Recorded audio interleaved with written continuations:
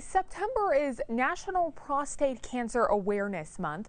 Joining us now to break down some preventative measures and proper screening, as we did just a moment ago, for colorectal cancer. Now we're speaking with Dr. Scionti, the founder and director of Scionti Prostate Center. Welcome, doctor. Well, thank you, Jacqueline. How are you? I'm doing well. Hope you are too. Doing great in this holiday weekend. Great. So let's start off with some facts now. What are some of the key statistics to take away from prostate cancer tonight? Well, prostate cancer is the most common cancer in men, and about 1 out of 7 men can be expected to be diagnosed with prostate cancer in their lifetime. But there is some good news because prostate cancer is very treatable and very survivable. In fact, most older men who get prostate cancer, many times we can simply watch these men. So it's a cancer that early screening and early treatment leads to an extremely high success and cure rate.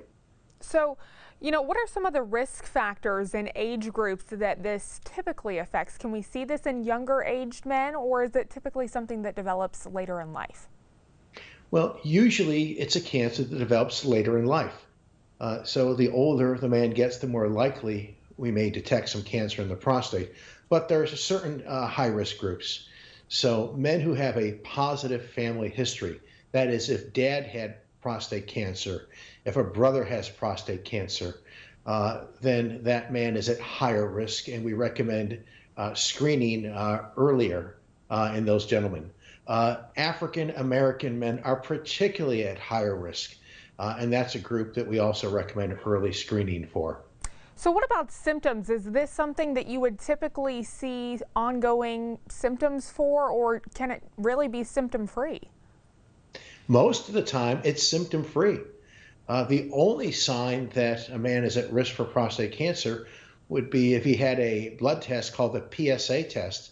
And if that PSA test is elevated, that's one of the early clues that there may be some cancer in the prostate. Wow. Okay. So let's talk a little bit about right now the situation wherein, due to the ongoing pandemic, many people might be putting off their annual exams. And as you said, testing can really symptoms can go unnoticed without testing, which can cause something that is treatable to really get out of hand. So what recommendations do you have for those at home during this time while we're dealing with this pandemic and might be skipping out on those annual exams? Well, sure. We're definitely seeing that trend.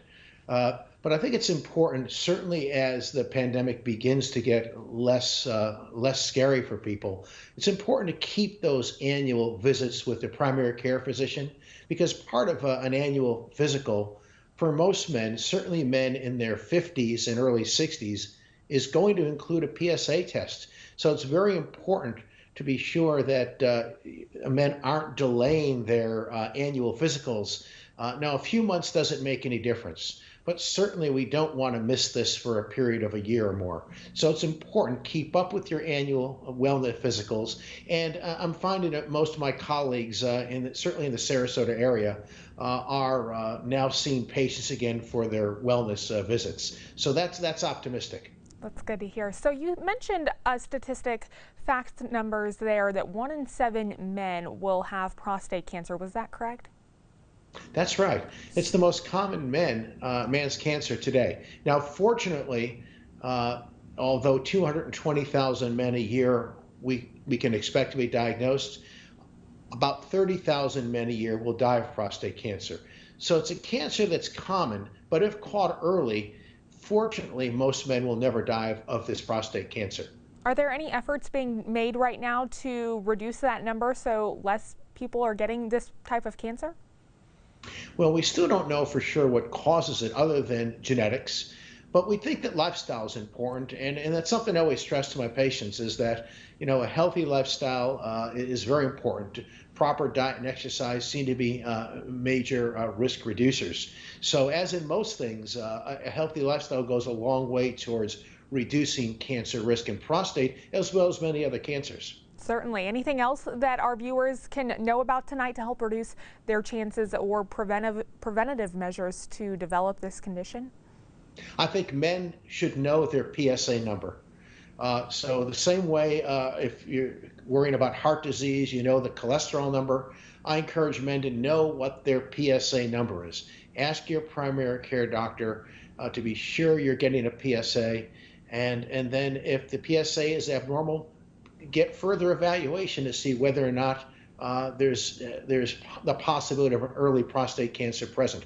Early diagnosis leads to successful and, in fact, less invasive treatments for men.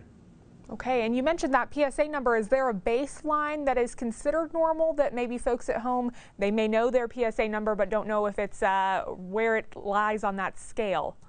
Sure. For younger men, the number might be lower, but Okay. we generally use a number of about 4.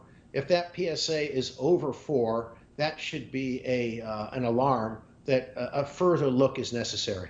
Okay. Dr. Scionti, thank you so much for coming on tonight. I appreciate it. Well, thank you, Jacqueline.